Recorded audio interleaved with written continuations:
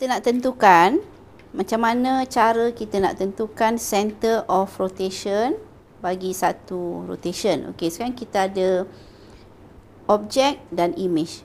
Okey, di sini objek dan di sini image. Okey, ada dua kaedah dan saya akan tunjukkan kedua-dua kaedah tersebut.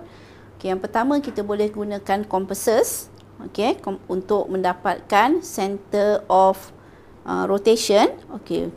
Langkah yang pertama ialah kita tengok objek dan image. Untuk kita tentukan sudutnya adalah berapa degree. Sama ada 90 degree atau 180 degree. Okey, tengok orientation kepada objek dan image. Okey, asalnya objek ni dia tegak macam ni. Okey, yang panjang tiga kotak ni dia tegak macam ni. Okey, kemudian image dia dah jadi begini. Okey, bermakna sudutnya adalah 90 darjah.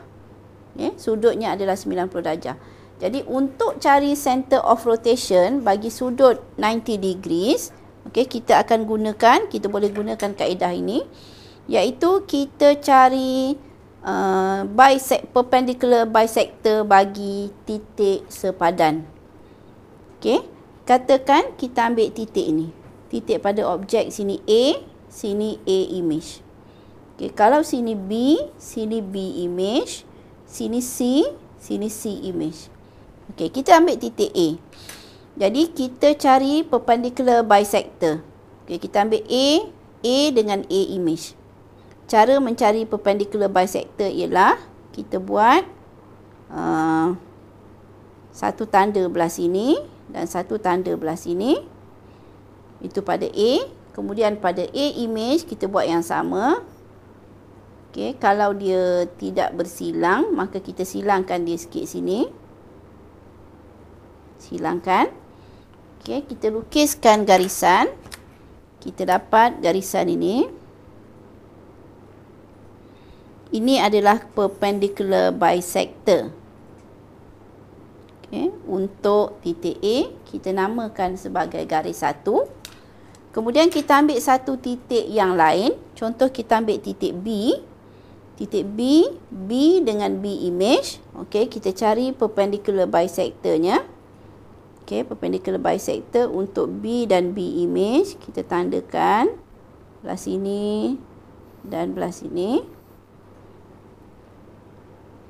Sama juga sini dengan sini. Okey, so dia tak kena. Kita buat semula supaya dia kena. Okey, dan kita sambungkan garisan tadi. Okey, perpendicular bisector tadi yang ini. Ini dengan ini. Okey. So, kita tandakan sebagai garis 2. Okey, dan kita lihat garis 1 dan garis 2 bersilang di sini. Okey, tempat persilangan perpendicular bisector itu merupakan center of rotation. Okay. So kita dapat sini adalah center of rotation dia. Okay. So sekarang kita nak test adakah betul center of rotation yang kita dapat tu. Okay. So kita boleh ambil buat garisan daripada A ke center, daripada center ke A image. Okey, kita dah buat garisan. Okey, betul 90 darjah. Okey, kemudian B. Kita gunakan B pula. Sambungkan B ke center. Center ke B image. Okey, betul 90 darjah. Dan kita ambil C. C ke center. C ke image. Betul 90 darjah. Dan kita dapat center ini, okey, katalah center ni kita letak sebagai titik P. Titik P dan arah di sini kita dapat arahnya adalah arah clockwise. So kalau kita nak nyatakan di sini, kita nyatakan sebagai rotation 90 degrees clockwise about point P. Okey, itu adalah kaedah. Yang ini kita gunakan kaedah perpendicular bisector. Okey, menggunakan compasses.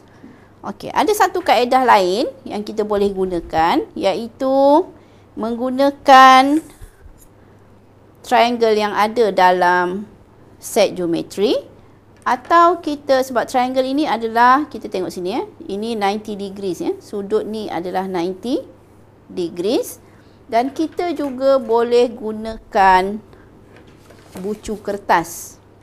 Okey, bucu kertas. Sebab bucu kertas ini adalah 90 degrees.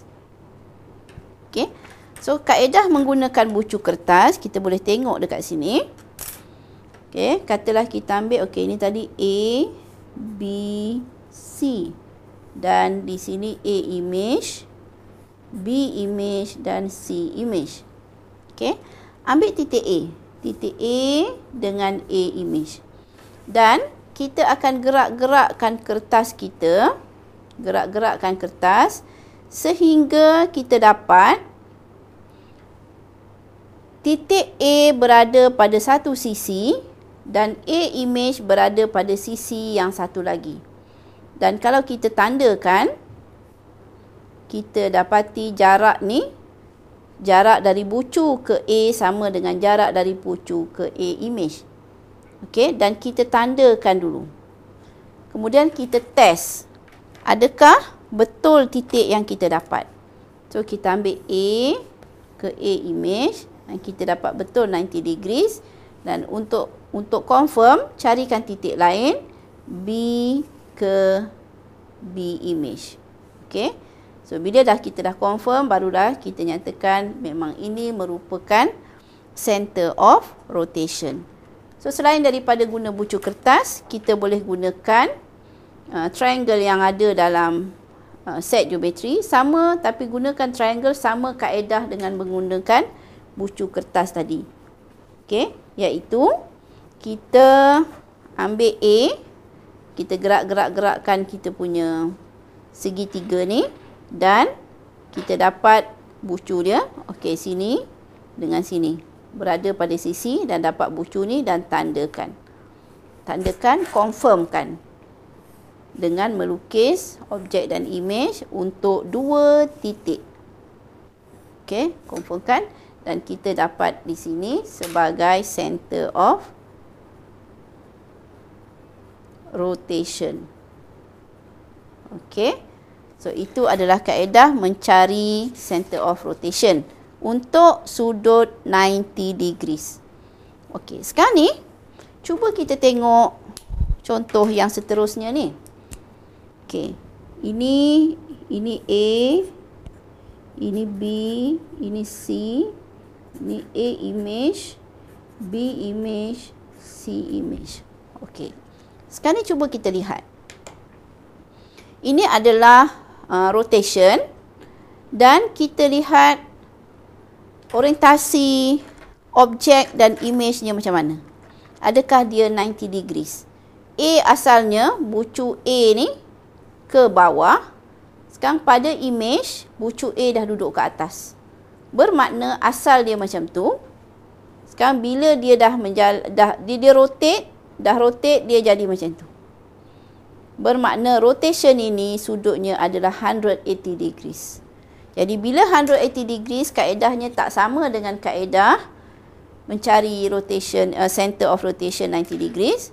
Kaedahnya lebih mudah, iaitu hanya sambungkan titik objek dengan titik image. Okey, C sambungkan dengan C image. Kemudian B sambungkan dengan B image. Okey, dan A sambungkan dengan A image. Okey, dan kita dapati dia bersilang pada satu titik. Okey, tempat dia bersilang tu adalah center of rotation. Okey, so sini adalah center of rotation. Okey, so ini kita nak tentukan center of rotation. Bagi serupa macam tadi, cuma kita nak tentukan ketiga-tiga, center, angle dan juga direction. Okey, kita akan buat sebentar lagi.